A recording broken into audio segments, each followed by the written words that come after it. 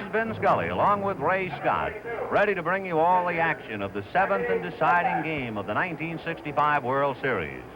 This game is being sent your way by the Gillette Safety Razor Company and Chrysler Corporation, who also bring you exclusively on NBC such outstanding sports events as the All-Star Baseball Game, NCAA Football, and the 1966 Rose Bowl Game, to say thank you for using their product. And to find out manager Walter Alston's reasoning and why he decided on Koufax, here's what the manager had to say. First of all, I think this is one of the toughest decisions I've had to make all year, and the choice between Drysdale and Koufax. I finally decided on Koufax for the simple reason that I think that this club, the Twins, are a little more susceptible to left-handed pitching than they are right-handed, and the fact that I've got Drysdale in the bullpen, if they put their their right-hand hitters in there, and I do have to make a switch, I've made them commit themselves again to go to the left-handed side, and I've still got Peronowski ready to go in case they make the second switch. The first three in the Twins' batting order.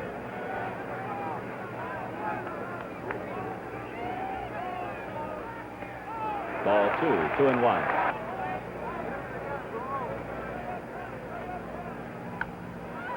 Another foul back.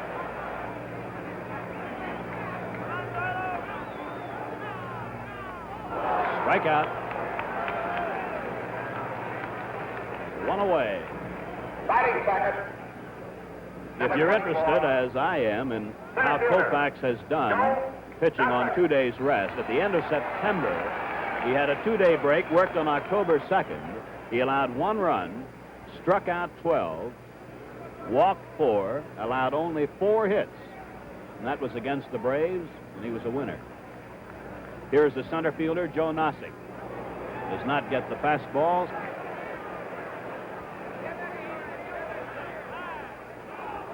Breaking ball low, ball 1.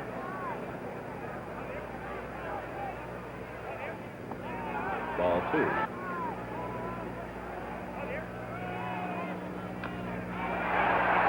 Wills, the shortstop, out, 2 down. And Harry Carey. Ball 4. All those connected with the game. Salute the young men of the country who play the game, and all of those folks who make it possible for them to play. Bob Allison fouling off the first pitch here in the last of the second.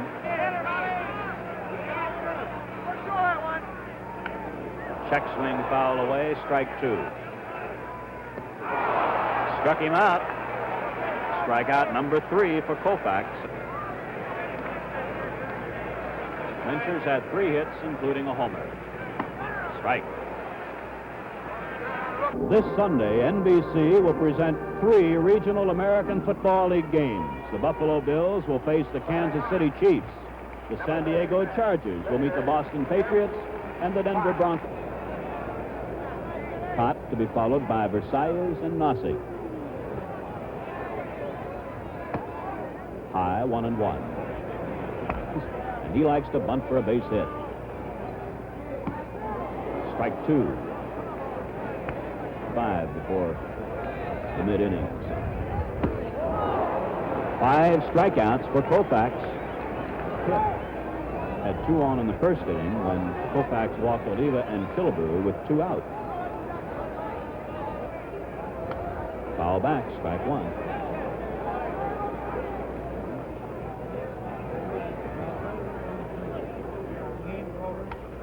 Another foul back out of play, strike 2. Koufax so far has not been relying as much on the curveball, to my way of thinking, as he did his last time out. Harmon, Killebrew, Earl Batty, Bob Allison as the Dodgers lead 2-0. Sandy Koufax on a 1-hitter. Ball 1. Foul back. 1-1.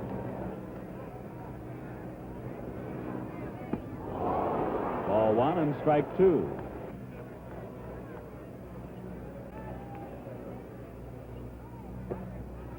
Low, 2-2.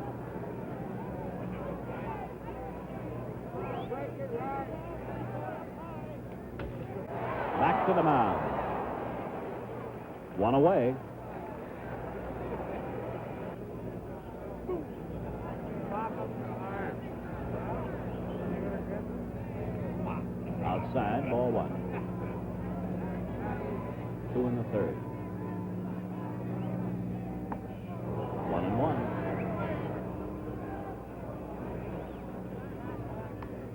bat, 1-2.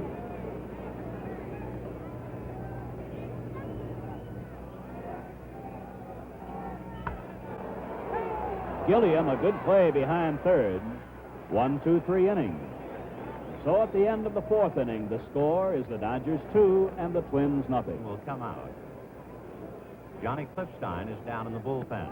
Strike. Quillisi popped to short in the second inning. Frank 0 for 1. 1-1. Koufax, through 4 innings, does not have much of a curveball. He's been doing it with fastball.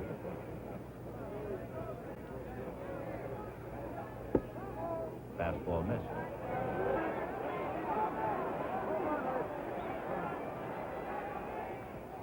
Bottom of the sixth, and the big boys come up for the Twins. Tony Oliva, Harmon, Killebrew, and Earl Batty. And so far the question is, just how long can a pitcher go with one pitch? Koufax with his fastball. Show him your batting step.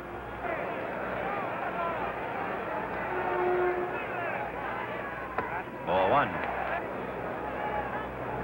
Look out for that pass. Into the Twins' dugout.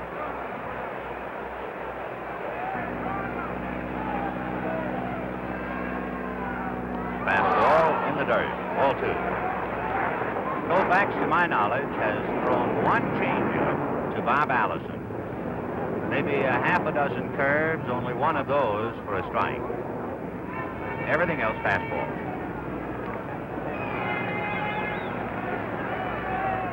Fastball fouled away, 2-2. Running, Tony Oliva. Fouled back. Very high. 3-2. Got him.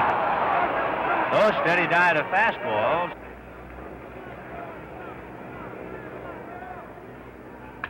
Line drive at Wills, and that'll do it. The Twins are out in order in the sixth, and at the end of 6, Dodgers 2, Twins nothing. Curveball hit to the hole. Wills, a long throw to makes it. So that's one of the rare curveballs that he has thrown. Fastball. Another fastball, same spot, in on the hands.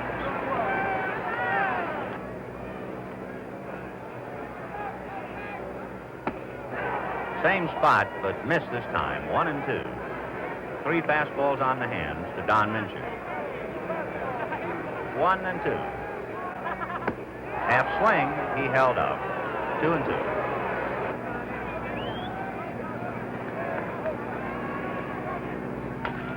Ground ball, foul, backhanded by Parker. So it's still 2-2 to Don Mincher.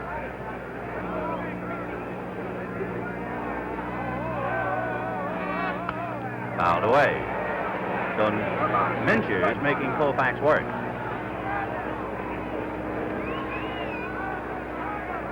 Two and 2. Fouled away. 2 balls and 2 strikes to Don Mincher. High pop fly. Roseboro coming over. Parker coming down from first. It's Roseboro.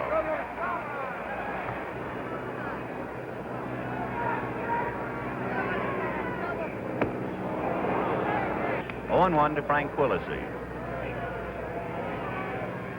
Curveball, a rare thing, fouled away to Billy Martin. 0-2 to Quillisi. Ball 1. Appeared to be a breaking ball. 1-2. Another breaking ball for sure. So 2 high curves, and the count 2-2. Fastball got him. That's the pitch. Strikeout number 8.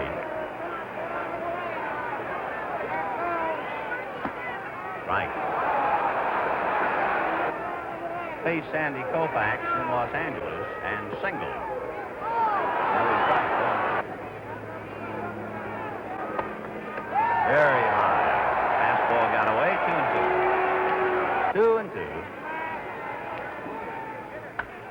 High fly ball down the left field line and slicing. Johnson or over the line and backhands it at the wall for the out. Fastball, 1-1. Fastball foul back, 1-1. So don't go wandering off. Ball 2. Vin Scully is wending his way right now to the Dodger dressing room in anticipation of a possible series-winning celebration. But meanwhile, the man generally recognized as baseball's greatest pitcher, Sandy Koufax, in the last of the ninth, must face one of the fine hitters in the game, two-time American League batting champion Tony Oliva, one of the premier long ball hitters in the game, Harmon Killebrew, and another long ball threat, Earl Batty. There goes the bat. Jim Lemon just escapes it. Down at first, it's a strike. Strike 2. Koufax has shut out the Twins now through 17 innings. He shut out on Monday when he allowed only 4 hits, and through 8 innings today. All in 2 strikes to Oliva.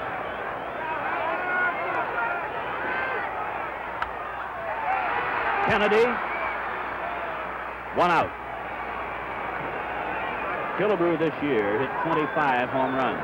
He missed 7 weeks of the season. In the dirt, ball 1.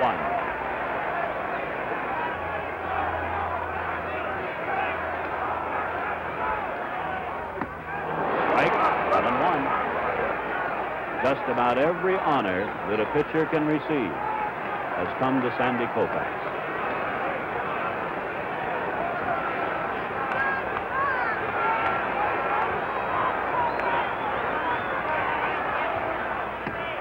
Two and 2.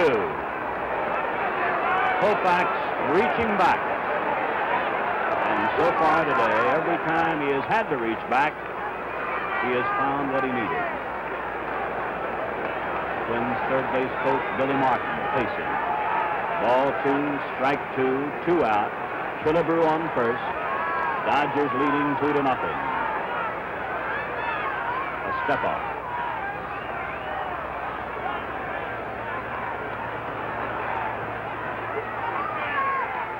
He did it.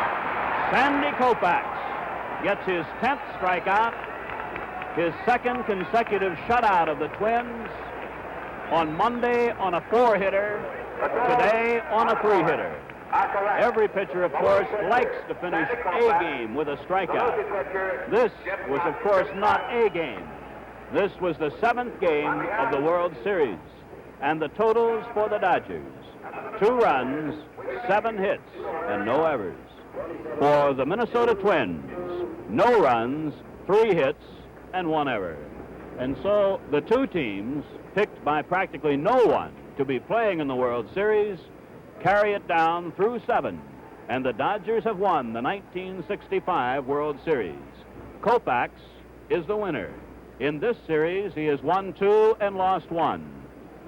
He scored the 1 shutout in Dodger Stadium, where every pitcher likes to pitch, and the shutout today in Metropolitan Stadium, where very few pitchers like to pitch. But here's the fella who gave the Dodgers the championship. Sandy, in Los Angeles, when you pitched your 7-0 shutout, you were quoted as saying after the game, "I feel 100 years old." So today, how do you feel? 101. 101. I feel great, Vinny. I know I don't have to go out there anymore for about 4 months. Sandy, it appeared from upstairs that your fastball was really your only pitch for quite some time. Yes, it was. I don't know what it was today. I didn't have the curveball at all, and I wasn't getting it over, and I just stayed with the fastball and tried to get it in pretty good spots, and when I got the lead, I tried to keep him from pulling the ball if I could. When Jim Gilliam sat here in the 9th inning and watched you on television, he turned and said to me, he looks like a fighter who has been hit and is now fighting on instinct. Is that over-dramatizing, or were you that tired? No, I'll tell you, I feel like I was a little bit more tired in the last ball game I pitched here, and I know I was more tired the day we won the pennant against Milwaukee, but I think it was a lot hotter in Los Angeles, and the cool weather keeps you from tiring a little bit. I felt like my fastball the last 3 or 4 innings was as good or better than it was early in the ball game, which I really didn't expect on 2 days rest. I figured by the end of the ball game I'd have to go to the curveball. Most veteran newspapermen around the ballpark were watching to see when you and Drysdale arrived which of the two had already shaved, because it's traditional that the pitcher with the beard is going to pitch. But you and Drysdale both came in unshaven. When did you find out you were going to pitch today? Well, I found out when we got here. That's why neither of us were shaved. Well, you didn't know until you got here? No. Now, tell me when you found out. Was it in front of the entire club? Yeah. Did the manager go over or what? Yeah, Walt had a meeting, and he said that he thought he'd like to start the left-hander, and he had a reason for it. He said, if I have to make a switch, I'd rather go left, right, left, talking about Peronowski as his last man if he had to make two moves, then start the right-hander and go left. You don't change their lineup any when you do that. Let's see. You've had 4 no-hitters, a perfect game. You have struck out 18. You have a World Series record of 15 in one game. Where does this one fit in as far as thrills are concerned? I don't know, Vinny. This has got to be as high as any of them. This whole year was a thrill. We were a ball club that everybody said was going to finish 5th, and we lost Tommy Davis. They thought we were going to finish 8th. And we went on to win a pennant, and everybody did such a great job. Lou Johnson, who hit the home run today, he came up when Tommy got hurt and did a great job and carried us for the first 10 days to 2 weeks he was here. And I think that got us over the hump.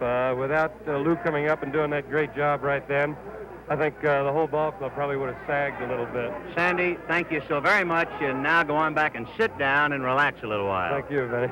Sandy Koufax,